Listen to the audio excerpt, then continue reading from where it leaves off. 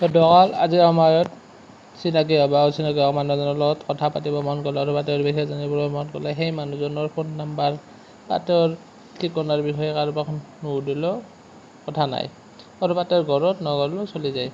কিয়নো ফেচবুকত এটা একাউণ্ট থাকিলে এইখিনি কাম কৰিবলৈ যথেষ্ট।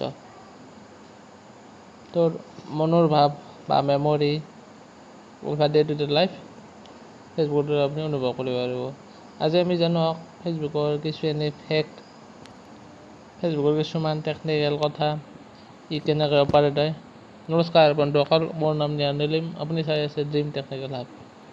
বলক আৰম্ভ কৰোঁ ভিডিঅ'টো।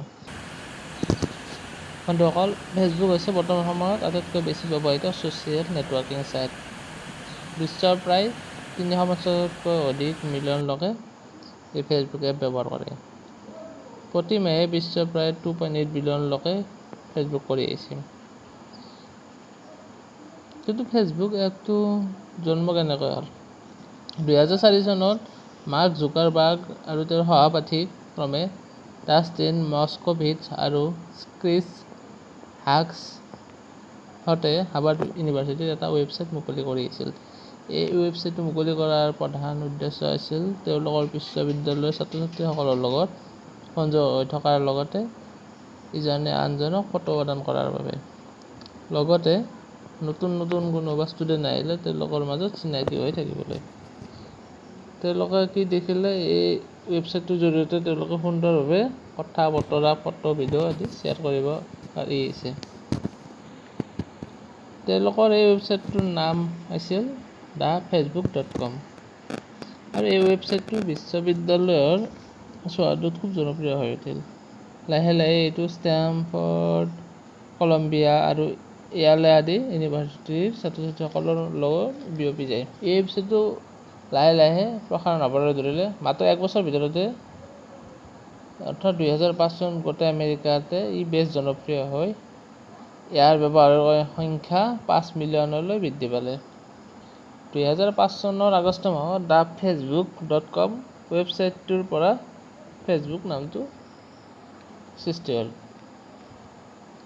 আমি যে ফেচবুকত পোষ্ট কৰোঁ, ফটো শ্বেয়াৰ কৰোঁ, আন তথ্য শ্বেয়াৰ কৰোঁ, এইবোৰ বিশ্বৰ যিকোনো মানুহে যেতিয়াই মন যায় তেতিয়াই চাবলৈ সক্ষম হয়। তাৰ বাবে ফেচবুকৰ মূলতঃ 3টা ডাটা চেণ্টাৰ অৱস্থিত। যি ডাটা চেণ্টাৰ 3টাৰ সমন্বয়ত ফেচবুকৰ সকলো ডাটা বা পেজ সংৰক্ষিত হয়, নিয়ন্ত্ৰিত হয়, পৰিচালিত হয়। সেই 3টা ডাটা চেণ্টাৰৰ এটা আছে সান্তা ক্লাৰাত, এটা আছে ছান ফ্ৰান্সিস্কো আৰু এটা আছে উত্তৰ ভাৰ্জিনিয়াত। এই 3টা ডাটা চেণ্টাৰত 3টা টায়াৰ থাকে। এই টায়াৰ 3টাত x86 ছাৰ্ভাৰ লোড কৰা আছে। একেবাৰে ওপৰৰ যিটো আছে বা যিটো টায়াৰ আছে সেইটো ৱেব ছাৰ্ভাৰেৰে সজোৱা আছে, যাৰ দ্বাৰা ফেচবুক ব্যৱহাৰকাৰীয়ে ৱেব পেজবোৰ বিনামূলীয়াভাৱে চাব পাৰে। ফেচবুকত সাধাৰণতে লেংগুৱেজ কোডৰ বাবে PHP, C++, Java, Python, Ruby ব্যৱহাৰ কৰা হয়।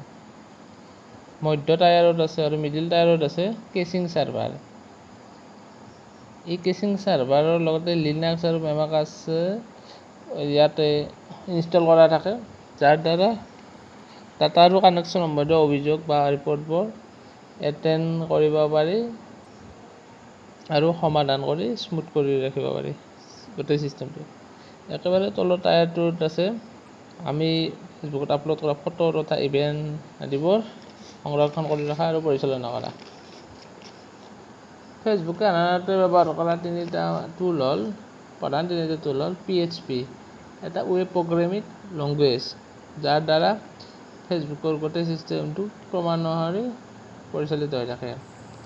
মেমাক হ'ল ডাটাবেজৰ সোমাই ছাইটটো স্পীডি কাম কৰিব পাৰে। লিনাক্স হ'ল এনে এটা ছাৰ্ভাৰ যি সুন্দৰভাৱে অপাৰেটিং কৰে। আমি ফেচবুকত যিবোৰ এডিট কৰোঁ বা ছেটিং নতুনকৈ কৰোঁ, সেই মডিফিকেশ্যনবোৰ লিনাক্সৰ কাৰণে সম্ভৱ হৈছে।